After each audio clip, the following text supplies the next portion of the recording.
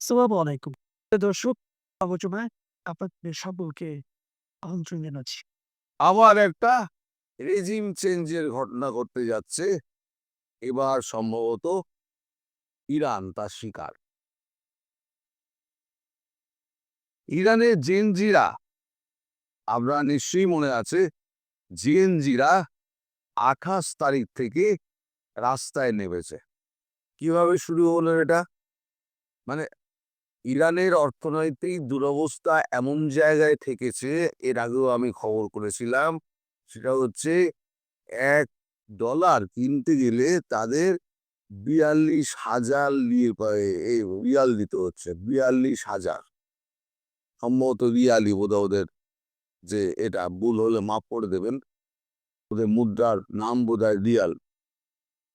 তো ৪২,০০০ দিয়ে যদি $১ কিনতে হয়, তাহলে দোকানপত্র উপর চলবে কি করে? আর এই তো নাইজেরিয়া, উগান্ডা এদের মতো অবস্থা হয়ে গেছে। বস্তা ভর্তি করে টাকা নিয়ে যাওয়ার মতো অবস্থা। আমরা ওখানে যেকোনো আমরা ইন্ডিয়ান ট্রাভেলারে আপনারা দেখবেন, সেখানে দেখবেন সব হচ্ছে এইরকম, মানে বস্তায় করে ভরে বাজারে যাচ্ছে বাজার করতে। ইরানের অবস্থা হয়ে গেছে তাই। দোকানপাট সব বিক্রি বাট্টা বন্ধ। এবার ২৮ তারিখে হয়েছে কি, ২৮ তারিখে ইরানের তেহরানের সমস্ত দোকানদারেরা, মেন যে মানে দোকান, যে মানে আমাদের যেমন নিউ মার্কেট যেরকম, ওরা ওদের একটা বাজার আছে, কি নামটা আমি ভুলে গিয়েছি। সেই বাজারটা সব দোকানদার, কয়েক হাজার দোকানদার বন্ধ করে দেয়। বন্ধ করে তার রাস্তায় নেমে আসেন বিক্ষোভ করতে, যে এইভাবে আমরা কদিন চালাবো, এখানে মালপত্র কিছুই বিক্রি হচ্ছে না, কেউ আসছে না, আমরা তো না খেয়ে মরে যাবো। এবার জেএনজি যারা আছে, সেই জেএনজি ১০টা ইউনিভার্সিটির ছেলেরা সেই ২৮ তারিখে ওদের সমর্থনে এসে নামে। এবার ধীরে ধীরে ধীরে ধীরে ধীরে ধীরে এইটা বাড়তে থাকে। বাড়তে বাড়তে গতকাল পর্যন্ত ৩৬ জন গুলিতে মারা গিয়েছে। গতকাল পর্যন্ত। ইরানে আগে কে ছিলেন? আগে ছিলেন শাহ, ইরানের যিনি রাজা। 1979 যখন একটা মৌলবাদীদের বিপ্লব শুরু হয়, সেই সময় আয়াতুল্লাহ খোমেনি, নামটা মনে রাখবেন, আয়াতুল্লাহ খোমেনি। আর বর্তমানে যিনি আছেন তিনি হচ্ছেন আয়াতুল্লাহ খামেনি। যে আয়াতুল্লাহ খোমেনি প্রথম 1979 বিদেশ থেকে তিনি ফেরেন। ইউটিউবে দেখলে আপনারা পেয়ে যাবেন। লক্ষ লক্ষ মানুষ তাকে সংবর্ধনা দিয়ে দিয়ে আসেন। তিনি হয়ে যান ধর্মীয় নেতা। তার নিচে হচ্ছে গিয়ে রয়্যাল গার্ড। সেই রয়্যাল গার্ড তারাই দেশ শাসন করছে। ধর্মীয় নেতা, তার কথাটাই হচ্ছে শেষ। সেই আয়াতুল্লাহ খোমেনি মারা যাওয়ার পর এই আয়াতুল্লাহ খামেনি তিনি হন দ্বিতীয় ধর্মগুরু। মানে খোমেনির পর খামেনি হলেন দ্বিতীয় সর্বোচ্চ নেতা। তার আদেশেই সমস্ত কিছু হয়। এই যত পৃথিবীতে যত অশান্তি, টাকা পয়সা দিয়ে হিজবুল্লাহ, হুতি, হামাস, যত কিছু সব কিন্তু এই ইরানই করে। এখন যখন এই স্যাংশনটা ইরানের ওপরে চাপলো, মানে ভারত আগে তীর নিয়ে কিছুটা সাহায্য করতো। পরবর্তীকালে যে রাশিয়ার ওপরে যখন ওই স্যাংশনটা চাপালো, তখন ভারত ইরান থেকে কমিয়ে রাশিয়ার দিকে বেশি ঝুঁকলো, এবং কিছুটা বাইফার্কেট করে কিছুটা সৌদি আরব, কিছুটা আমির শাহিতে কিছুটা তেল ভাগ করে দিল। এক বাস্কেটে সব দিন রাখলো না, সরিয়ে ছিটিয়ে রাখলো। ইরানকেও রাখলো, কিন্তু কমিয়ে দিল। এদিকে ইরানে তেল বেচার জায়গা নেই। যা কিনে নিয়ে যায় চীন কিনে নিয়ে যায়। কিন্তু চীন কত নেবে? চীনের তো দরকার মতো নেবে। চীন তো রাশিয়া থেকেও তেল নিচ্ছে, কারণ রাশিয়াকেও বাঁচিয়ে রাখতে হবে, চীনের দায়িত্ব আছে। তারপর তার পার্শ্ববর্তী রাষ্ট্র, রাশিয়ার সঙ্গে চীনের ভালো সম্পর্ক। ফলে চীন ওইখান থেকে তেল নিতে শুরু করলো, রাশিয়া থেকে। এখানে তেল কমে গেল। এই তেল ছাড়া আর তো কিছুই তো, আমদানি নির্ভর। কিন্তু আমদানি হচ্ছে না, কারণ আমদানি রপ্তানি করতে পারছে না। সবই তো হচ্ছে আপনার স্যাংশনের মুখে পড়ে গেছে। এই করতে করতে এখন অর্থনীতি যুদ্ধে ওই যেটা বললাম $1 ইকুয়াল টু 42,000 লিরা হয়ে এই রিয়াল হয়ে গেছে। তাতে এই 28 তারিখ থেকে যে আন্দোলন শুরু হয়েছে, এই আন্দোলনের ছবি গতকালকে আমি পর্যন্ত নিয়েছি। আপনাদের আমি দেখাচ্ছি। এই হচ্ছে সে আন্দোলনের অবস্থা। এরই বাদ যেটা খবর পাওয়া যাচ্ছে সেটা হচ্ছে আমেরিকান ডেল্টা ফোর্স, আসল যে খবরটা, আমেরিকান ডেল্টা ফোর্স তারা ইরাকে পৌঁছে গেছে। এই আমেরিকান ডেল্টা ফোর্সই কিন্তু এই আমেরিকান ডেল্টা ফোর্স এই যাচ্ছে ইরাকে। এই আমেরিকান ডেল্টা ফোর্সই কিন্তু মাদুরোকে তুলে নিয়ে এসেছিল। সরি, এই আমেরিকান ডেল্টা ফোর্স যদি ওখানে যায়, কারণ আমার মনে হচ্ছে এবার খামেনিকে তোলার চেষ্টা করবে আমেরিকান ডেল্টা ফোর্স। খামেনিকে তুলে নিয়ে চলে আসবে, সেখানে জনগণের সাহায্যও পাবে না। খামেনি এখন কোথায় আছে? এই দেখুন, দোকান বাজার সব বন্ধ, পুরো মার্কেট বন্ধ। আমাদের নিউ মার্কেটের মধ্যে সব থেকে বড় মার্কেট যেটা, এটা বন্ধ হয়ে পড়ে রয়েছে পুরোটা। খামেনি এখন আছেন কোথায়? আমি আপনাদের দেখাচ্ছি, আমার কাছে একটা ম্যাপ আছে, যে ম্যাপটা আমি আপনাদের সঙ্গে শেয়ার করতে চাই। এই যে লাল ডটগুলো দেখছেন, আপনারা জুম করে নেবেন, এই লাল ডটগুলো যেগুলো দেখছে সেই সমস্ত অঞ্চলে পুরোটা বিক্ষোভ চলছে। আর এখানে একটা কালো ডট দেখছেন, এই কালো ডট এই জায়গাটার নাম হচ্ছে, বড় করে নি, আওয়াজ। বড় করে দিয়েছি দেখুন, এখানে লেখা আছে আওয়াজ, কালো ডটটা। সন্দেহ করা হচ্ছে খামেনি এই ইরাকের বর্ডারের কাছে কোনো একটা গোপন স্থানে 20 জন সাগরেদ দিয়ে তিনি পরিবার সমেত ওইখানে চলে গিয়ে একটা বাংকারের মধ্যে লুকিয়ে রয়েছে। এখন এই যে ডেল্টা ফোর্স যারা পৌঁছে গেছে, তারা এখন এই সমস্ত চেক টেক করে, তার লোকেশন চেক করে, তার উপর নজর ফজর নিশ্চয়ই আগে থেকে রাখা আছে। ডেল্টা সিআইএ নিশ্চয়ই নজর রেখে দিয়েছে। এবার হয়তো খামেনিকে এবার তুলে নেওয়া হবে। মাদুরের পর খামেনি। এইবারে যে এই যে ইসলামিক রেভলিউশন যখন হলো, আপনাদের বাংলাদেশে যে দিঘা তো খুব লাফালো, যারা মৌলবাদী খুব লাফালো। এইবার ইরানের যখন পতন হচ্ছে, যখন খামেনি পতন নিশ্চিত, নিশ্চিত, খামেনি আর সিংহাসনে থাকতে পারবে না। হয় তাকে হাতে এর হাতে আমেরিকায় ধরা পড়তে হবে, অথবা কোনো মতে যদি রাশিয়ায় পৌঁছে যেতে পারে, বিমান যোগে কোনোভাবে যদি পৌঁছায়, তাহলে বোধহয় পাতানে মাঝে। আর নইলে সারা জীবন তাকে ওই আমেরিকার কারাগারে থাকতে হবে, যেমন মাদুরোকে থাকতে হচ্ছে। এবার এখানেও সমালোচনার ঝড় উঠবে, কিন্তু আমার তো একটাই বক্তব্য, যারা ওই সন্ত্রাসবাদে যারা প্রশ্রয় দেয়, যারা টাকা দেয়, তাদেরকে তো আমি সমর্থন করব না। আপনারা কতটা সমর্থন করবেন আপনারা জানেন, কারণ আমি জানি যারা মানে 1% কি 2% লোক হচ্ছে বাংলাদেশে, তারা হচ্ছে জেহাদি। বাকি 98% কি 99% মানুষ হচ্ছে নিরীহ মানুষ। তারা বিভিন্ন দল করতে পারেন, কিন্তু তারা আদতে কিন্তু নিরীহ মানুষ। তারা অত ভারত বিদ্বেষ তাদের মধ্যে নেই। তারা দল আলাদা করতে পারেন, তাদের মত আলাদা হতে পারে। কেউ কেউ কমিউনিস্ট আছেন, কেউ বিএনপি আছেন, কেউ আওয়ামী লীগ আছেন, কেউ জাতীয় পার্টি আছে, বিভিন্ন দল।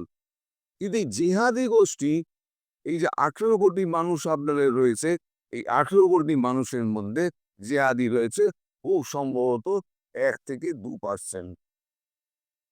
তারা এটার বিরোধিতা করবেন এবং আমার এখানে উল্টো পাল্টা তারা লিখে যাবেন, আমি জানি। আপনাদের দায়িত্ব তাদের জবাবটা আপনারা দেবেন। আপনারা শান্তি চান, নাকি আপনারা মৌলবাদী প্রশ্রয় চান? কোনটা চান আপনারা লিখে জানাবেন।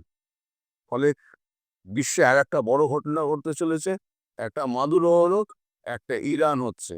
তাহলে উত্তাপ কিন্তু আস্তে আস্তে বাড়ছে। এরপরে কিন্তু চীন কিন্তু চলে বসবে তাইওয়ানের ওপরে। যেই চীন তাইওয়ানের ওপরে গিয়ে বসবে, তখন রাশিয়া আক্রমণ করে দেবে ইউক্রেনকে, করবেই। আর এদিকে ভারতবর্ষ তখন জোড়াফলা চালাবে, মানে আমেরিকা কত দিকে সাহায্য করবে। আর বাংলাদেশ মরলো কি বাঁচলো, আমেরিকার কোনো মাথা ব্যথা নেই। পাকিস্তান মরলো কি বাঁচলো, কোনো মাথা ব্যথা নেই।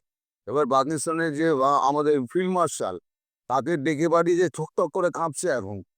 খুব তো লাঞ্চ ডিনার তো মোগা মাটন চিবিয়েছে, এখন বলছে ইসরায়েলের সেনা পাঠাও। ইসরায়েলকে তো ঘৃণা করেন তো আপনারা মুসলিমরা। উনি তো খাবার দাবার খেয়ে দিয়ে তুমি বলেছেন হ্যাঁ আমি 30,000 সেনা পাঠিয়ে দেবো।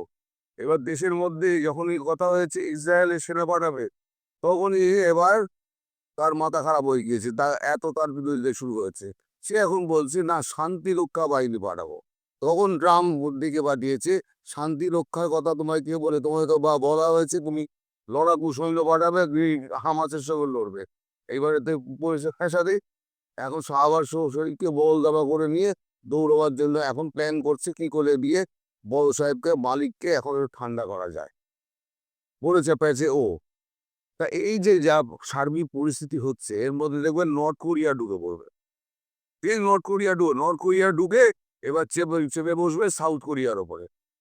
সাউথ কোরিয়াকে আবার মানে গ্যারান্টি দেওয়া আছে আমেরিকার, যে তোমার সুরক্ষার গ্যারান্টি আমি দিচ্ছি, যেমন তাইওয়ানকে দেওয়া আছে। তাহলে আমেরিকা কতগুলো ফ্রন্টে লড়বে, তাইওয়ানে লড়বে, বা সাউথ সাউথ বা আফ্রিকায় লড়বে, তারপরেতে আপনার ভেনেজুয়েলার ওখানে তাকে সৈন্য মোতায়েন করে রাখতে হচ্ছে, কখন কি হবে বলা যায় না। তারপরে একটা আবার যে দুটো ফ্রন্ট একসঙ্গে খুলে যায় ভারত পাকিস্তান, সেখানে আমেরিকায় খুব একটা নাক গলাবে? আপনাদের কি বলা হয়, একটা যত শক্তিশালী দেশ হোক, যত শক্তিশালী দেশ হোক, তার পক্ষে কি এতগুলো ফ্রন্টে লড়া সম্ভব? বিশেষ করে সাউথ ইস্ট এশিয়ায়, যেখানে ভারত, চীন, রাশিয়া তিনটে বৃহৎ শক্তি পড়ে রয়েছে, সেখানে ফ্লিট হেরাতে পারবে? কারণ তিনটে দেশের যা ফ্লিট আছে, যার ডুবোজাহাজ আছে, সাবমেরিন, যেগুলো হচ্ছে নিউক্লিয়ার পাওয়ার, বছরের পর বছর নিচে ঘুরে বেড়ায়, তাদের খাদ্যশস্য নিয়ে গুদৌজাত করে নিয়ে ঢুকে পরে বছরের পর বছর থাকে। কোথায় লুকিয়ে থাকবে, কোথায় দুম করে মেরে দেবে, আসবো না। 7 সমুদ্র 13 নদী পেরিয়ে এসে তিনটে মহাশক্তির সঙ্গে লড়া কিন্তু অত সম্ভব নয়। তাইওয়ানের ব্যাপারে নিশ্চয়ই উনি কোনো ব্যাকআপ রেখে দিয়েছেন, তাইওয়ানকে উনি বাঁচিয়ে দেবেন, সরি, তাইওয়ানকে উনি হয়তো বাঁচিয়ে দেবেন। কিন্তু বাকি যেগুলো আছে সেগুলো যদি অ্যাক্টিভ হয়ে যায়, তাহলে পরে কিন্তু আমাদের ডোনাল্ড ট্রাম্পের একটু অসুবিধে হলেও হতে পারে। তবে বড় দেশ, বড় পরিকল্পনা, নিশ্চয়ই অনেক ব্যাকআপ প্ল্যান রয়েছে। কি হবে ভবিষ্যতে দেখা যাবে। তবে ভারত পাকিস্তান কোনো রকম সাহায্য আমেরিকার কাছ থেকে পাবে না, এ ব্যাপারে আপনি গ্যারান্টি নিয়ে নিন। সবাই ভালো থাকবেন, সুস্থ থাকবেন এবং সাবধানে থাকবেন। যখনই মানে এই আমাদের সাউথ সাউথ ইন্ডিয়ার দলগুলোর যখনই চলে আসবে, মানে লিখিত সম্মতি চলে আসবে, তখন সরকারিভাবে জানিয়ে দেওয়া হবে কবে থেকে অন্য করা বন্ধ। যেমন ট্রান্সশিপমেন্ট বন্ধ জানিয়ে দেওয়া হয়েছিল, ভিসা আপাতত বন্ধ জানিয়ে দেওয়া হয়েছে, তেমনি এটাও জানিয়ে দেওয়া হবে সরকারিভাবে। আপনারা শুধু অপেক্ষা করুন, কখনোই মনে করবেন না আমি আজকে বললাম আগামীকাল বা আগামী সপ্তাহে বা 1 মাসের মধ্যে হয়ে যাবে। এটা একটা লম্বা প্রসেস। এটা লোকসভা থেকে ভারত স্পিচ অনেকে লিখেছে দেখুন মশাই, এর মধ্যে লোকসভার আসা থেকে আরে লোকসভা আসছে এই কারণে যে ভারত তা কোনো ঝামেলা, মোদী কোনো ঝামেলা চান না। পরবর্তীকালে যাতে কোনো কথা না বলতে পারে, সবাই লিখিতভাবে দাও, লিখিতভাবে প্রেজেন্ট করো বিল প্রেজেন্ট করে রাজ্যসভায় বিল আকারে যাবে, সেখান থেকে পাস হবে। তার ঝামেলা মিটে গেলে কিছু বলতে তখন দেখিয়ে দেওয়া হবে তুমি তো অনুমতি দিয়েছিলে। এই জন্যেই ভারতবর্ষে এটা করছে, পার্লামেন্টে নেই, ঠিক আছে। হান্ট 2 চলছে, তবু খুন আতঙ্ক বাড়ছে, কারা নির্বাচন বানচাল করতে চায়। আসলে এটি এই মুহূর্তে বাংলাদেশের রাজনীতির স্পষ্ট চেহারা, আমার ব্যক্তিগত মতামত। কারণ হচ্ছে আমরা নির্বাচনের দিন এগিয়ে আসছি, আমরা বুঝতে পারছি। কিন্তু নির্বাচনটা শেষ পর্যন্ত অনুষ্ঠিত হবে কিনা এটি বুকে হাত দিয়ে কেউ বলতে পারছে না। এর জন্য নানান কারণ আছে, নানান সন্দেহ সংশয়ের বিষয় আছে, অনেক গুরুত্বপূর্ণ কিছু ইস্যু এখানে আছে, দেশীয় কিছু বিষয় আছে, আন্তর্জাতিক প্রতিবেশীদের আছে, বহির্বিশ্বের বিভিন্ন দেশের ধরুন যুক্তরাষ্ট্র, চীন, তুরস্ক, পাকিস্তান, অনেক ধরনের ঘটনার ঘনঘটা কিন্তু এখানে আছে। এবং অন্তর্বর্তী সরকার তারা নিজে থেকে বিষয়গুলো কোনো কিছুই তারা আসলে পরিষ্কার করছে না। তারা এক ধরনের বায়বীয় প্রচারণার মধ্যে আছে বলে আমার মনে হয়। ইউনিক নির্বাচন করবে, ঐতিহাসিক নির্বাচন করবে, জাতি এমন নির্বাচন অতীতে দেখা নেই। এই একটি জায়গায় আমি একমত। কারণ এমন নির্বাচন অতীতে দেখিনি, কোনো বেশি না, পৃথিবীতেই দেখেনি।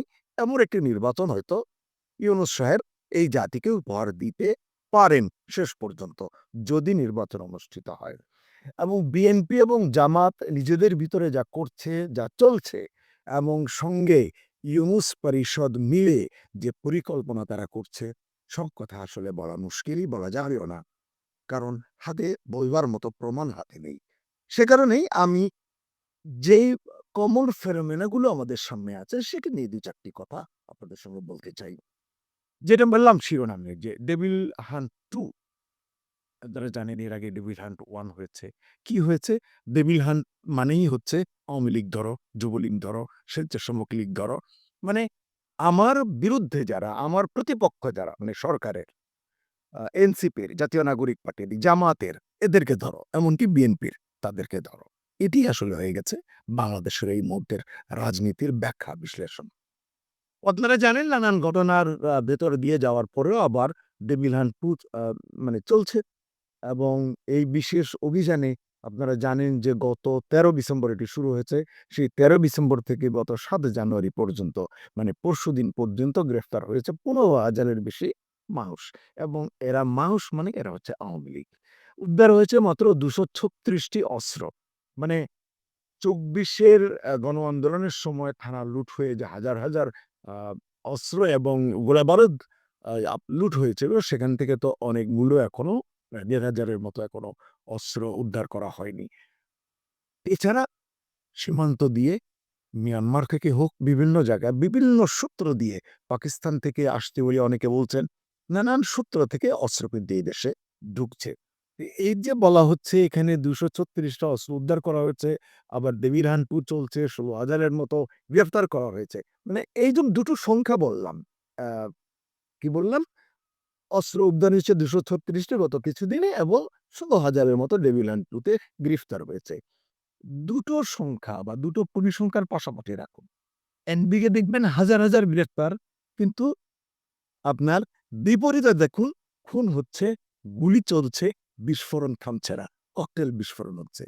তাহলে সাধারণভাবে খুব প্রশ্নটা কিন্তু করা যায় যে ডেভিড হান্ট, সরকার কিন্তু বলছে, স্বরাষ্ট্রমন্ত্রী বলছেন, স্বরাষ্ট্র মন্ত্রণালয়ের লোকজন বলছেন যে এটি সফল। তারা লক্ষ্যের দিকে এগোচ্ছেন।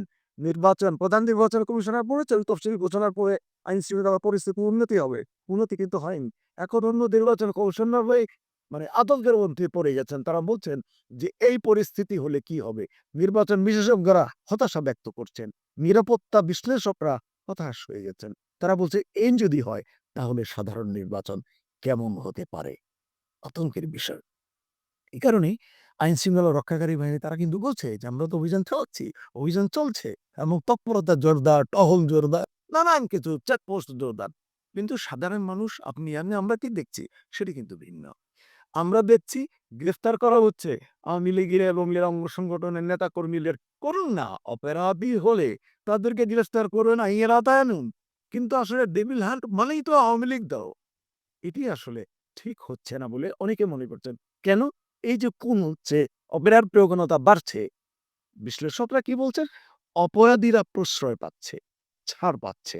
কিন্তু রাজনৈতিক প্রতিহিংসার শিকার হচ্ছে কার্যক্রম নিষিদ্ধ আওয়ামী লীগ এবং তার অঙ্গ সংগঠনের নেতা এবং কর্মীরা। যার ফলে কি হচ্ছে, প্রতিদিন কোনো না কোনো জায়গায় এই যে খুনের কথা বলছি, গুলি চলছে, ককটেল ফুটছে, মব সন্ত্রাস, এগুলো কিন্তু হচ্ছে। সরকার এই জায়গায় কোনো নিয়ন্ত্রণ আনতে পারছে না। কারণ তারা চিহ্নিত পেশাদার সন্ত্রাসীদের চোখেই আসলে তারা দেখতে পাচ্ছে না। আসলে খেয়াল করলে দেখবেন যে এই বিষয়গুলো কিন্তু কাকতালীয় নয়। একদিকে আওয়ামী লীগ এবং এর অঙ্গ সংগঠনের লোকদের ধরছে, আরেকদিকে অপরাধীরা পার পেয়ে যাচ্ছে। আ জেলখানা থেকে যাদেরকে বের করা হয়েছিল, জামিনে যাদেরকে ছাড়া হয়েছে, শীর্ষ সন্ত্রাসীরা যারা বাইরে আছে, ৭১০ জনের মতো কয়দিন পরে কিন্তু পত্রিকায় পাতায় সংবাদে আমরা দেখি যে এরা এখনো অধরা রয়ে গেছে। কেন? সরকার ধরতে চাইলে কি ধরতে পারে না? ৭১০ জনের ৭১০ জনই কি বিদেশে চলে গেছে? বিষয়টি আসলে এমন নয়। আসলে এই ঘটনাগুলো কাকতালীয় নয়। এটাই অপরাধের একটা প্যাটার্ন হয়ে গেছে। মানে সরকারের তরফ থেকে এটিকে হজম করবার, এটিকে বেরং করবার, ধারণ করবার একটা প্যাটার্ন হয়ে গেছে। অন্তর্বর্তী সরকার ক্ষমতায় থাকলেও তাদের যে রাজনৈতিক এজেন্ডা আছে, মানে থাকার কথা নয়, এটি আছে, এটি কিন্তু এখন জনগণ বুঝতে পারছে। তাদের যে একটি মানে বিশেষ বক্তব্য আছে, বিশেষ রাজনৈতিক টার্গেট আছে, কি করতে হবে, ৭১ যা করতে পারেনি এখন সেটা করতে হবে। এইরকম এজেন্ডাগুলো কিন্তু দিন, দিন প্রকট হয়ে উঠছে। অথচ এমন হওয়ার কথা ছিল না। অনেক প্রত্যাশার, অনেক জন অভিপ্রায়ের সরকার, শুরুর দিকে অনেকেই এটি বলতে, এখন আমি সরকারকে জন অভিপ্রায়ের সরকার কেউ বলে না। যাই হোক, নির্বাচনের তফসিল ঘোষণার পরদিনই আমরা কি দেখেছি? রাজধানীতে প্রকাশ্যে গুলি হয়েছে। শরীফ ওসমান হাদি প্রাণ হারিয়েছেন চিকিৎসা নেওয়াকালে সিঙ্গাপুরে। আপনারা জানেন এরপরে আসলে থামেনি। একের পর এক ঘটনা ঘটে চলেছে। কখনো রাজনৈতিক নেতা শিকার হয়েছেন, কখনো ব্যবসায়ী শিকার হচ্ছেন, কখনো স্থানীয় প্রভাবশালী আক্রান্ত হচ্ছেন। অর্থাৎ সবাই কোনো না কোনোভাবে যারা প্রতিপক্ষ, যাদেরকে পদ থেকে সরিয়ে দেয়া দরকার, তারা প্রকাশ্য টার্গেট। সরকার আসলে এই সময়টাকে, এখনকার যে সময় নির্বাচন পূর্ব, মানে ইলেকশনের প্রি গেম, এইটাই আসলে তারা বুঝতে পারছে না। এটা সরকারের, এই সরকারের ধারণা না থাকারই কথা। কিন্তু আমলাতন্ত্র, নির্বাচন কমিশন বা রাজনৈতিক নেতা বিএনপি বলুন, জামাত বলুন, অন্য যারা সক্রিয় আছেন, তারা কি জানেন না যে আসলে নির্বাচনের পূর্বে ১ মাস আগে, ১.৫ মাস আগে, ১৫ দিন আগে পরিস্থিতি কেমন হয়? তার ভিত্তিতে, তার আলোকে নির্বাচন বিশেষজ্ঞ যারা আছেন, নিরাপত্তা বিশ্লেষক যারা আছেন, তাদের সঙ্গে কথা বলে আসলে এই বিষয়গুলোকে ফিক্স করা দরকার ছিল। সেটি না করে উল্টো পথে চলার কারণেই আসলে এগুলো হচ্ছে। এজন্যই আসলে সরকার নির্বাচন বানচালের একটা আতঙ্ক তার ভিতরে আছে। তারা আতঙ্ক আছে কিনা জানি না। তারা বলছে যে একটি গোষ্ঠী নির্বাচন বানচাল করতে চায়। কোন গোষ্ঠী? এটি যখনই আপনি ঠিকুজি খুঁজতে যাবেন, ওই গোষ্ঠীর ঠিকুজি হচ্ছে এটি আওয়ামী লীগ। মানে আওয়ামী লীগ চায় না নির্বাচন করতে। কেন চায় না? আওয়ামী লীগকে তারা নির্বাচনে রাখেনি। এই কারণে আওয়ামী লীগ দেশে নেই, বিদেশে আছে, বিভিন্ন জায়গায় আছে। দেশে থাকিলে লুকিয়ে পালিয়ে আছে। মানে কি বলবো এটিকে, যে তারা যে জীবনযাপন করছে এটিকে আসলে জীবনযাপন বলে না। এরকম একটি পরিস্থিতি থেকে আওয়ামী লীগ নির্বাচন বানচাল করে দেওয়ার মতো শক্তি, সক্ষমতা রাখে। সরকার আসলে এই যে আগাম এই যে কার্যক্রম নিষিদ্ধ আওয়ামী লীগের উপরে দায় চাপিয়ে নিজেরা নিজেদের কল্পকাহিনী রচনায় কিন্তু ব্যস্ত রয়েছে। তাই বলছিলাম যে সরকার যাই বলুক না কেন, যার দিকেই সরকার আঙুল তুলুক না কেন, আঙুল তাক করুক না কেন, একথা তো সত্য মনে হচ্ছে অনেকের কাছে। কি সেটা? যে নির্বাচন বানচালের যে কৌশলী খেলা কিন্তু চলছে অতি সন্তর্পণে, অতি সংগোপনে। মানে এটির শেষ মুহূর্তে দেখবেন যে নির্বাচন আ বানচাল হয়ে যেতে পারে। আ এনসিপি বলতে পারে যে আমরা নির্বাচন করব না। এমন একটি সংবাদ আজকে বোধহয় ইনকিলাবে দেখলাম যে জামাত এবং এনসিপি তারা তো এক প্রকার বলেই দিয়েছে এরকম হলে আমরা নির্বাচন করব না। এরকম আরো হয়তো অপ্রকাশিত শক্তি আছে যারা চায় না। এবং সেনাবাহিনীর অবস্থান কি? সেনাবাহিনীকে নিয়ে কেউ এখন কথা বলছে না। সেনাবাহিনীর দিকে সতর্ক নজর রাখিয়ে আসলে এই সময়ের রাজনীতিটাকে বোঝা যাবে। এটি নিয়ে হয়তো কাল পরশু আমি একটি কনটেন্ট করতে পারি আশা করছি। যাই হোক, এখন যেটা আওয়ামী লীগ, না জামাত, না পাকিস্তানের কোনো গুপ্ত শক্তি, না দেশের কোনো বিশেষ সংগঠন, এটি কিন্তু সরকার বলছে না। আপনি, আমি, আমরা কিন্তু এটি প্রশ্ন করতে পারি, সন্দেহ পোষণ করতে পারি। কিন্তু ইউনূস সাহেব যে বারবার বড় গলায় বলছেন, ইতিহাস সেরা নির্বাচন করবেন, তারপরে সেরা নির্বাচন করব, উনি নির্বাচন করবেন। এই সন্দেহ, মানে এই যে কারা আসলে নির্বাচন বানচাল করতে চায়, প্রমাণসহ, তথ্য-উপাত্ত সহ যথাযথভাবে এই সন্দেহটি দূর করা দায়িত্ব কিন্তু ইউনূস সাহেবের এবং তার নেতৃত্বাধীন সরকারের। কিন্তু সেই পথে তারা হাঁটছেন না। ইউনূস সাহেব তার সরকারে তার পারিষদদের নিয়ে আছেন, বড়, বড় চুক্তি করা, বড়, বড় মেগা প্রজেক্টে অর্থ বরাদ্দ করে নিয়ে তারা আছেন ওইদিকে। আর রাজনীতির জায়গাটি তারা অত্যন্ত কৌশলে খেপছে। বিএনপি বুঝতেও বুঝতে পারছে না। আর জামাত আ মানে এটিকে কি বলে লোকে? বলে যে, "তুমি যদি চলো ডালে, ডালে আমি চলি পাতায়, পাতায়।" আমি বলতে চাই জামাত চলছে পাতায়, পাতায়। আপনারা জগন্নাথ বিশ্ববিদ্যালয় ছাত্র সংসদের নির্বাচনের যে সমস্ত প্রতিক্রিয়া বেরিয়ে এসেছে, ব্যালট পেপার সহ আরো কিছু বিষয়, ইলেকশন ইঞ্জিনিয়ারিং এর বিষয় যে সামনে এসেছে, নিয়ে নেই না আগেরগুলোর সঙ্গেও। কিন্তু প্রমাণ দেবে কে? সরকার যদি আ সেই অনুকূলে থাকে, সরকার যদি তাদের পক্ষে থাকে, আমি বলে কিন্তু এটি প্রমাণ করে বের করতে পারব না।